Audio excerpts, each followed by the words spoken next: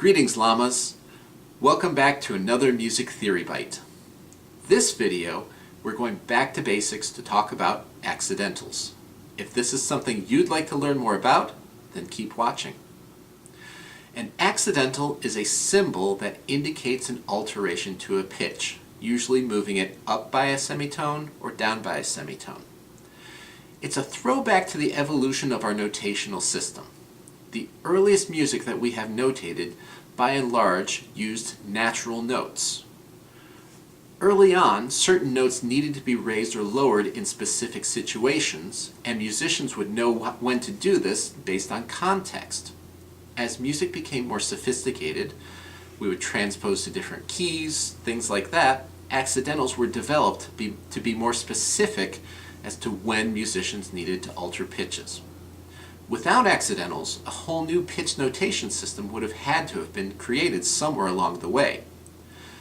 Accidentals were a way to incrementally alter pitches within the notational system without throwing out the whole system.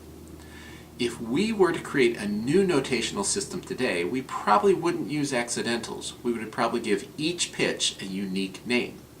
But because this is the system that all musicians have been taught, it's the system that we have to use. The way it works is this. Notes that do not have an accidental are considered to be natural notes. We can use the natural accidental to indicate this. These can be thought of as the original pitches, like the white keys on a piano keyboard. Now, it's important to keep in mind that any pitch can receive any accidental.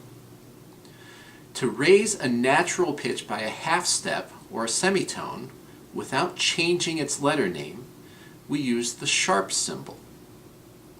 To lower a pitch by a half step or semitone without changing its letter name, we use the flat symbol. So for example, we can have the pitch D, we put a sharp on it, it becomes the pitch D sharp, we put a flat on it, it becomes the pitch D flat. We can think of accidentals as representing a range or a continuum of musical pitches, all of which share the same letter name. Sharps are semitone higher than naturals, which are semitone higher than flats. Now, when we say a note with an accidental on it, we always say the name of the note, then the accidental, D sharp. When we write them, however, we always put the accidental before the note head. So if we were saying it the way we wrote it, it would be sharp D. There are two types of accidentals, global and local. Global accidentals occur in key signatures, and they pertain to all instances of the letter name to which they refer. So in the example you see before you, we have a flat placed on the B line, so that means all B's in this composition, unless they are otherwise indicated, are going to be performed as B flats. Local accidentals refer to the pitch immediately following where the accidental occurs. In this case, in measure 2, you'll see that we have a natural sign placed before the B. Without that natural sign, we would perform a B flat, but with the natural sign, it becomes a B natural. Local accidentals stay in force until they become superseded by another local accidental or a bar line. So in this case, the B that follows our original B in measure 2 will also be a B natural because there's no intervening local accidental. Once we cross the bar line, the local accidental is canceled out and we go back to the global accidental. So in measure 3, the second note, a B again, will be modified to a B flat because of the global accidental in the key signature. Oftentimes, publishers and copyists will place that flat in front of that note to remind the musician that it should be performed as a B flat. However, that's not necessary. Musicians would still understand that it should be a B flat.